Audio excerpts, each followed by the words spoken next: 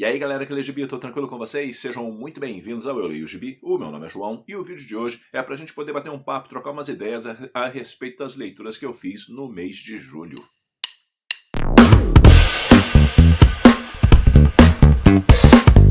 Quero começar falando de Dragoneiro volume 16, aqui conclui a aventura que começou na edição anterior, onde o Ian e o Guimor e também a Cera foram lá para a capital do Império, e ali, uma vez na capital do Império, o Ian acaba protegendo, né, a família real por quanto de ataques que ali eles sofreram. E no final da história passada, ele acabou também, junto com a Fen, dando um jeito num assassino de aluguel, e por conta disso, e por conta de uso de armas ali dentro do espaço do palácio, o Ian acaba preso. Mas outras coisas vão acontecendo, e nisso as esposas do príncipe herdeiro são mortas, e por conta disso ele manda soltar o Ian, porque ele quer a ajuda do Dragoneiro para poder encontrar o assassino, e esse homem está furioso, ou seja, o príncipe herdeiro quer castigar por toda a lei a pessoa que causou a morte de suas esposas. Para isso, e diante das investigações, descobre-se que a entrada no palácio se deu por conta do inframundo. O inframundo é um local onde tem alguns caminhos que podem ser percorridos, mas dificilmente repetidos, justamente porque as pontes que ali são criadas, elas vão se fragmentando, e a pessoa que está no inframundo precisa tomar muito cuidado, porque se ela cair, ela nunca mais volta, porque ela cai num abismo sem fim. Por isso, o Albin é de fundamental importância dentro da história, justamente para que ele acabe ajudando eles dentro da questão de tanto entrar e sair do inframundo, como também poder transitar ali naquele local. E diante disso vão ter os desdobramentos da história, e inclusive no final vai ser mostrado que existe alguém ali muito interessado no Dragoneiro e também nas suas habilidades. E diante dessas circunstâncias a gente tem um fechamento de história bem bacana, mas nessa edição não tem só a conclusão dessa história, também tem uma história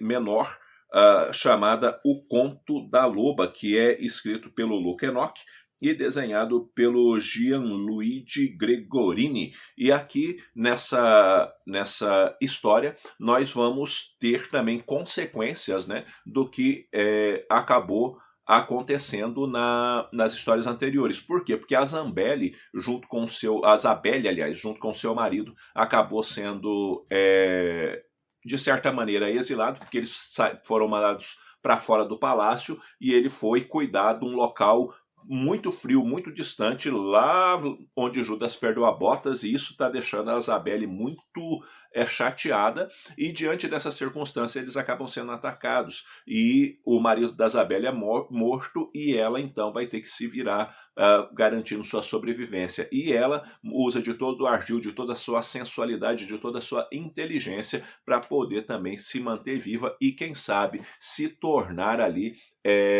a rainha daqueles bárbaros, ou daqueles vikings, por assim dizer, que atacaram a casa, a cabana onde ela estava. Uma história bem bacana, curtinha, e que me parece que deve ter outros desdobramentos aí para o futuro também do Dragoneiro. Enfim, Dragoneiro sempre é muito bom, sempre vale muito a pena.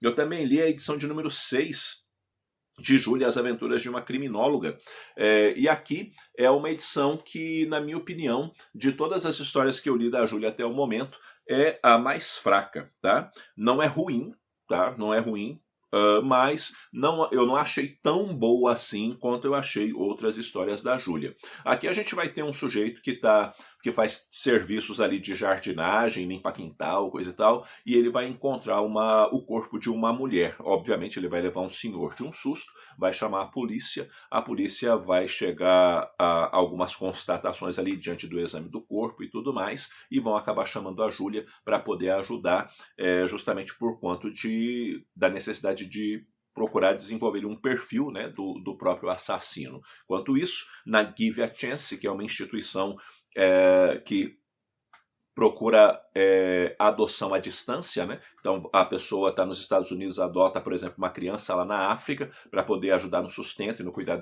dessa criança, mas acontece que algumas pessoas vêm para os Estados Unidos e têm agora a oportunidade de conhecer as suas famílias adotivas e, dependendo do contexto, inclusive viver com essas famílias para poder reconstruir a vida. E dentro desse contexto, uma família específica vai receber um jovem ucraniano. E esse jovem ucraniano gosta muito de rap, vai procurar um emprego e tudo mais. Entretanto, porém, ele tem alguns amigos, e esses amigos têm uma perspectiva diferente da vida, porque eles querem fazer dinheiro para poder alimentar a revolução e dar um jeito de fazer valer a revolução deles lá na Ucrânia. E diante disso, esse rapaz que outrora também fazia parte aí desse grupo revolucionário, está se mantendo distante deles, mas eles estão caçando ele e querem chegar nele a todo custo, e com isso também vão cometer vários crimes, inclusive a ideia de conseguir o próprio dinheiro se dá justamente a partir de atos criminosos. Diante dessa circunstância toda, essa questão do assassinato, mais esse jovem, mais esse grupo, as histórias elas vão sendo trabalhadas, né, dentro da estrutura proposta pelo Giancarlo Berardi, até que tudo, obviamente, acaba se casando de alguma maneira, até porque ninguém aparece nas histórias do Giancarlo Berardi à toa, né? Pode ser, às vezes, uma pequena aparição e ele vai caçar um motivo daquele personagem ter aparecido na história. Nada, ou seja, é o cara que nunca dá ponto sem nó. Como eu disse, é uma boa história, mas nada de extraordinário, tá? Perto das outras histórias, eu achei, comparativas, obviamente, com Júlia, eu achei essa a mais fraca. Indo para Marvel, eu li a edição de número 7 de Hulk e Demolidor, onde a gente tem aqui o começo, né, do arco revelado do Demolidor, uma vez que lá na sede do FBI em Manhattan, dois agentes chamam o chefe deles para mostrar que eles sabem quem é o Demolidor, qual é a identidade secreta do Demolidor. Por quê? Porque o Silk entregou, né, a identidade do Demolidor, querendo com isso conseguir algum tipo de vantagem. Para a tristeza do Silk, isso não vai fornecer para ele algum tipo de vantagem. Mas, ao mesmo tempo, o chefe desses agentes fala para deixar isso quieto, até porque o Demolidor já ajudou eles várias vezes, então não é correto ficar expondo o cara, sendo que é um cara que ajuda eles. Mas acaba acontecendo no final da história que o Fog chega numa banca de jornal e tem ali uma manchete dizendo que o herói mascarado da cozinha do inferno é o advogado cego, né? E a história termina com toda essa questão aí do suspense. Lembrando que essas histórias também foram republicadas, né, na Marvel Deluxe do Demolidor, tá? Depois a gente vai ter a história do Hulk, do Bruce Jones e do John Romita Jr., e aqui o Banner vai conseguir uma carona, e enquanto ele consegue essa carona, um sujeito está meio que quase que atropela ele, por isso que inclusive acaba dando a carona, né? Porque o cara está olhando na tela da televisão que ele tem no carro, e diante dessa circunstância ele acaba dando carona pro Banner. O Banner faz ele desligar a televisão porque estava rolando ali uma notícia justamente a respeito do Banner, e o Banner também está sendo caçado, né, perseguido. Enquanto isso, o Samson acaba entrando ali numa espécie de base que ele tinha, e naquela base ele está ali coletando algumas informações que são importantes, e um jovenzinho acaba conversando com ele. Esse jovem acaba sofrendo bastante bullying, essas coisas assim, e ele acaba motivando, né, esse rapaz, esse menino, a enfrentar a gurizada que acaba batendo nele, fazendo bullying com ele, coisas assim. O Banner, diante de tudo que vai acontecendo depois, o Banner vai acabar se transformando no Hulk, mas como o Bruce Jones fazia bastante, ele vai se transformar no Hulk, mas você não verá o Hulk, porque quando voltar de novo, o Banner já vai ter o Hulk já vai ter se transformado em Banner novamente. E na edição de número 8, que eu também li, nós vamos ter, a edição vai começar com o Hulk, e boa parte da edição vai ser uma conversa do Banner com o Samson em uma lanchonete, uma vez que outros perseguidores do Banner né, que estão querendo aí pegar ele, estão querendo drogá-lo, e uma vez se conseguir drogar ele, vai ser mais difícil dele se transformar no Hulk, aquela coisa toda, então seria mais fácil capturá-lo ou até mesmo tentar matá-lo. Mas tem a polícia atrás, tem todo aquele lance da criança que morreu por conta das ações do Hulk e coisas assim. E nessa edição, sim, nós teremos o Incrível Hulk, né? Então ele acaba assim aparecendo e o Samson leva uma pancada também aí de respeito por quanto disso e é o Hulk, né? É o Hulk. E é uma edição, uma história bacana. Eu gosto particularmente da fase do Bruce Jones e nem tudo acaba sendo também o que parece, né? Porque ele trabalha muito com esse aspecto aí da espionagem, da desconfiança e aspectos assim. Depois, em Demolidor, tem a segunda parte do Revelado, onde a vida do Matthew vai virar um inferno, justamente por conta dessa exposição de da identidade secreta dele, o que fazer, o que não fazer, e por aí adiante. Será que ele vai ser preso? Não vai ser preso? E também é mostrado como que a notícia ou a informação, né, acabou vazando, né? Diante da circunstância ali vivida pelo Matthew, tá? É um arco legal, é um arco bacana, o Revelado, tá? E é uma fase do Demolidor que é interessante. Tem quem não gosta por conta do Brian Michael Bendis, né? Até porque muita gente pegou birra do Brian Michael Bendis por causa principalmente das últimas obras dele, né? Mas nesse período, por exemplo, era um escritor extremamente aclamado. É hoje que ele já não tem mais essa fama toda, né? Não tem mais as pessoas não apreciam mais tanto o trabalho dele, né? Mas nessa época do Revelado ele era assim muito apreciado e eu acho uma fase bacana do Homem Sem Medo. Li também a Coleção Clássica Marvel número 14, o Espetacular Homem-Aranha número 3, e eis uma edição muito boa, mas muito boa. Aqui o Stan Lee e o Steve Ditko nadaram de braçada, tá? Na edição, justamente por ser uma edição muito bacana. As histórias são divertidas, tem toda a leveza de sempre. O Peter acaba inventando, né, o rastreador aranha aqui nessa edição. Vai ter também, ele vai enfrentar o Octopus. Além do Octopus, ele vai ter a primeira aparição do Duende Verde. O Hulk também vai acabar surgindo aí na revista, justamente por conta de uma questão ali em torno do cinema e tudo mais.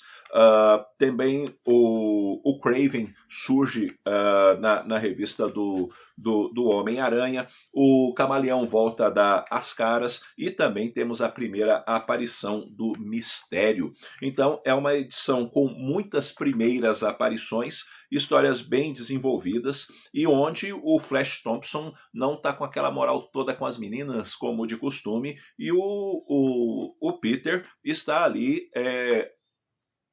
abafando, digamos assim, porque a Liz, né, tá interessada nele e também tem o namoro dele com a Beth e por aí adiante. Enfim, a vida do Peter também tá bastante agitada, não só a do Homem-Aranha. Enfim, história muito bacana, edição muito bacana e que dá para ler, inclusive, sem ter lido nada do Homem-Aranha, tá?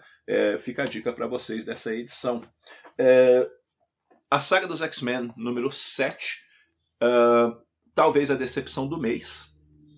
Se você me perguntar por quê, porque é um bom gibi até a página 50, 51, mais ou menos. Depois disso é fraco, tá? Mas por quê?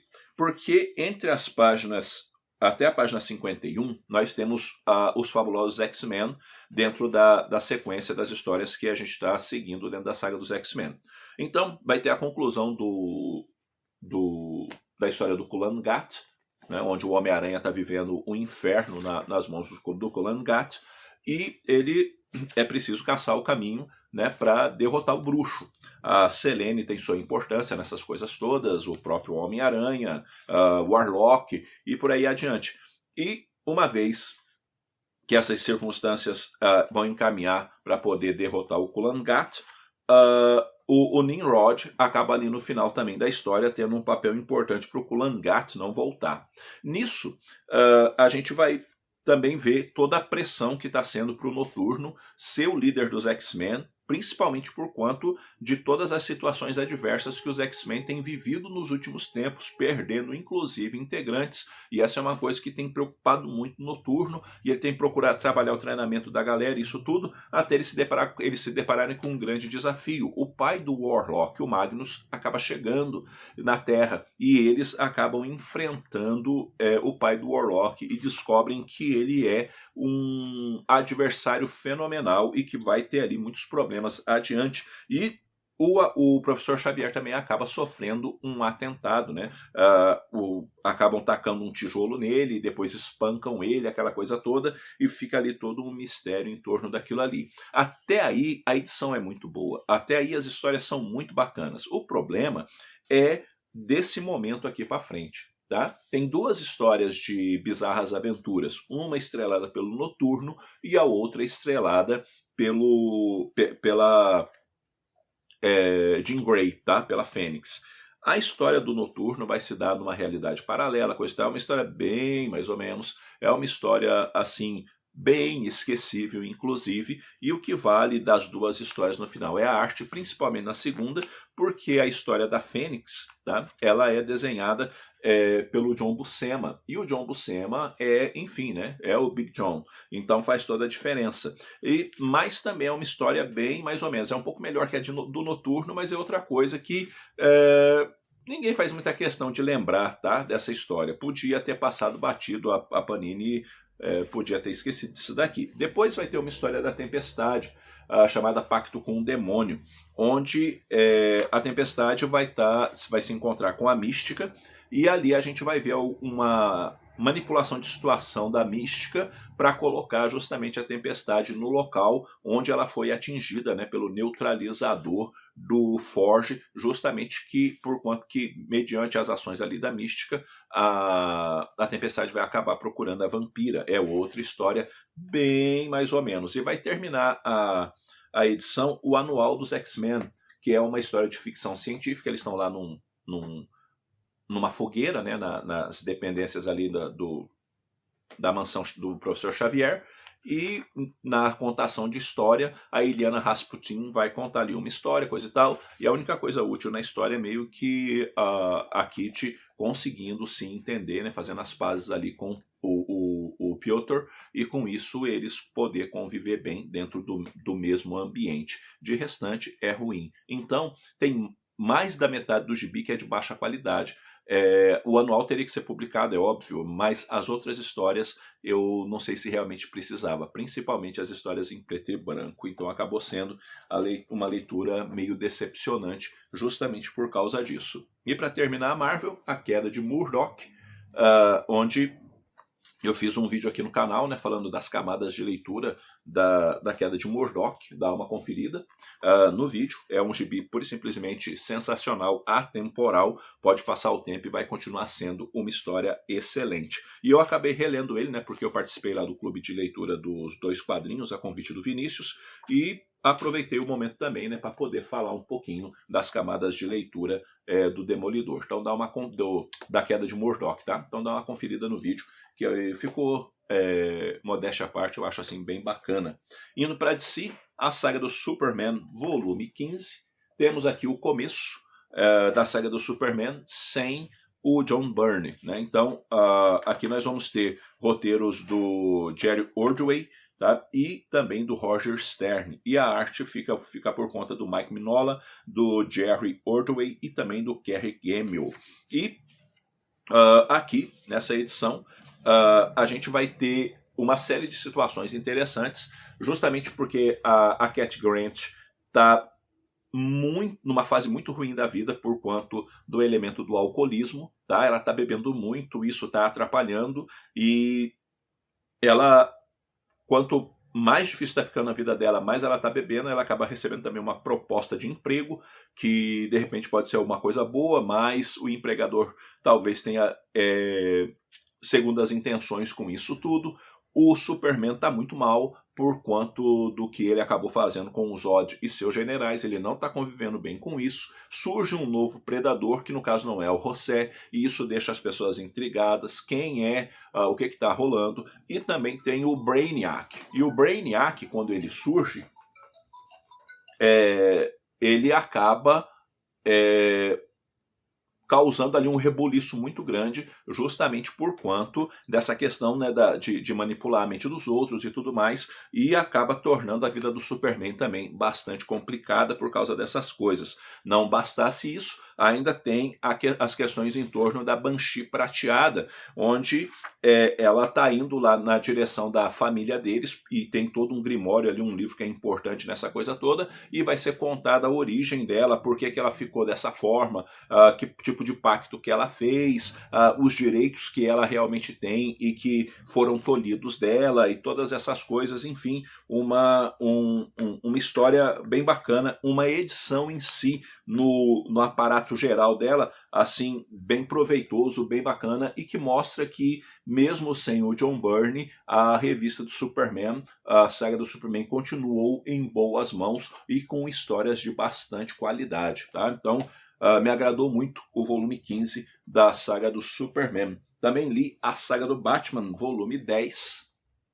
E aqui, se você não leu nada da saga do Batman, eis uma boa edição. Mas por quê? Porque mesmo não tendo lido nada, nós temos aqui duas histórias ou dois arcos fechados que te dão 100% de compreensão sem a necessidade de você ter lido nada em nenhuma das edições da saga do Batman. Basta você ter um prévio conhecimento, por exemplo, de quem é o Dick Grayson, que a coisa já encaminha bem. E se você também não tiver um conhecimento prévio, a edição também vai te explicar quem ele é e tudo mais. A edição abre com uma história do Alfred, tá? Uma história curtinha, onde é mostrado como que o Alfred tomou a decisão de ficar com o Bruce Wayne e de continuar como mordomo da família Wayne e também tutor, de certa maneira, conselheiro, médico e por aí adiante do Bruce. É uma história bem bacana, porque diante das opções que ele tinha mostrado a razão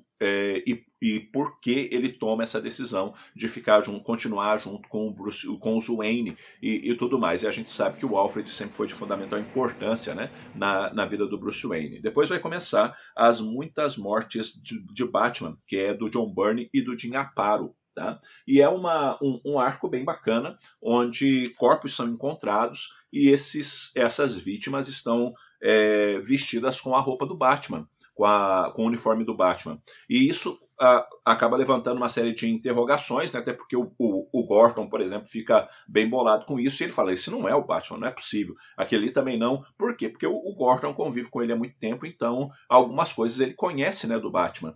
E diante dessas circunstâncias todas, a grande questão é, quem está matando essas pessoas? O que realmente está acontecendo? Por que essas pessoas estão usando roupas do Batman? Que ligação exatamente isso tem com o Batman? E é aí que o John Byrne vai trazer os desenvolvimentos da história, e é uma história bem bacana, é uma história muito bem desenhada, porque eu particularmente gosto da arte do Jim Aparo, tá? E é uma história assim que prende a atenção do começo ao fim. E depois tem o ano 3 do Batman. E o ano 3 do Batman está centrado no Robin, tá? No Robin original, no Dick Grayson. Aquele já é o Asa Noturna, né? E o sujeito que foi o mandante aí da morte dos pais do Dick tá para ser solto sob condicional. O Alfred tem feito todo um esforço para que ele permaneça preso. E o Batman está muito estranho por conta disso tudo, por quanto que ele está tendo, inclusive, ações erráticas, justamente por conta dessa situação. E também esse sujeito que vai para ser solto tem um diário onde ele tem ali os podres das pessoas anotados, tudo muito bem guardado e que servem de prova para incriminar as pessoas. Por isso ele mantém as pessoas nas mãos dele, inclusive na manipulação da circunstância, para ele poder ser solto. E o Robin, ou Asa Noturna, né, tenta chegar perto do Batman, tenta ajudar, o Batman fica repelindo ele, tem todas as coisas ali acontecendo. E, gente, é uma história bacana, é uma história bem desenvolvida, tem todo o cuidado ali em torno do crescimento, aprendizado, desenvolvimento, formação de caráter do Dick Grayson e tudo mais, e também os próprios medos do Batman em relação a essa questão, né, do assassino, né, do dos pais do Dick e também ali as preocupações do Alfred também em torno dessas coisas. Então é uma edição que eu gostei bastante, recomendo a leitura e, como eu disse, é a tal da edição que dá para você comprar ela separado e manter e ler ela, entender tudo tranquilo, porque ela funciona muito bem assim, e é uma edição também mais parruda, com 192 páginas. E para terminar, Malaterre, do Pierre-Henri Gumont, publicação da editora Nemo, que tem resenha aqui no canal. E esse quadrinho aqui é um quadrinho europeu que nos apresenta o Gabriel. O Gabriel quer comprar de volta, ou melhor dizendo, compra de volta, né, porque outrora foi de sua família, a mansão de Malaterre, e ali em Malaterre, que é uma fazenda, né, onde tem essa mansão, ele quer resgatar a fama que outrora, ou pelo menos na cabeça dele, outrora a família já teve. O problema é que o Gabriel, ele mete muitos pés pelas mãos, ele tropeça muito, ele acaba, às vezes, tomando atitudes que acaba repelindo até as pessoas da família dele, de perto dele. Então acaba tendo um misto ali de respeito e ódio ao mesmo tempo do que os filhos dele têm por ele. E a gente vai ver esse desenvolvimento da vida do Gabriel, as suas decisões, a forma com que ele faz suas escolhas e por aí adiante dentro dessa graphic novel. Então dá uma conferida na resenha, é um quadrinho bem interessante, é um quadrinho bem bacana e que provoca aí na gente várias reflexões a partir das nossas atitudes, a partir da forma com que nós muitas vezes queremos as coisas, o problema da obsessão por algo, porque quando a gente fica obcecado a gente não escuta ninguém, né? E muitas vezes a gente quebra a cara na vida justamente porque a gente não está escutando, porque a gente está obcecado por alguma coisa que a gente já deveria talvez ter abandonado por ver que aquilo pode ser de fato uma barca furada na vida da gente. Então é um quadrinho bem bacana por conta ali de várias camadas de leitura, inclusive da parte até dos filhos ali do Gabriel na descoberta da vida, na construção de amizades, dos medos, das inseguranças, né, e por aí adiante, tá? Então fica a dica aí para vocês também. Enfim, juntando o pacote todo, né, a melhor leitura do mês, obviamente, é A Queda de Murdoch, porque é um gibi pura e simplesmente sensacional. E a pior leitura do mês é A Saga dos X-Men, volume 7, justamente por quanto das histórias em preto e branco aqui e penduricalhos, né, que acaba colocando na saga aqui dos X-Men, que na minha opinião, eu acho que dava para passar batido e manter a sequência ali das histórias de Fabulosos X-Men numa boa. Põe ali o anual, porque tem toda a questão da cronologia, beleza, até a historinha da Tempestade por conta da cronologia tá dentro, mas as histórias em preto e branco, na minha opinião, são dispensáveis, tá? Mas enfim, no geral a saga dos X-Men é boa, mas essa edição eu achei a mais fraca. Bom, galera, é isso daí. Eu vou ficando por aqui. Eu espero que esse vídeo tenha tido alguma utilidade para vocês. E diz aí o que tu leu no mês de julho, o que foi bom, o que foi ruim, o que você recomenda, o que você não recomenda de jeito nenhum. E vamos trocar umas ideias, vamos conversar um pouquinho, porque conversar com vocês é sempre muito bom. Antes de terminar o vídeo, quero deixar na tela o nome dos apoiadores do canal.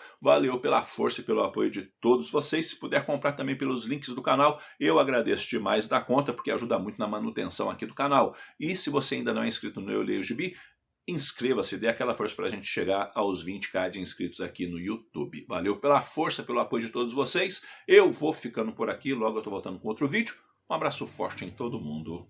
Até a próxima.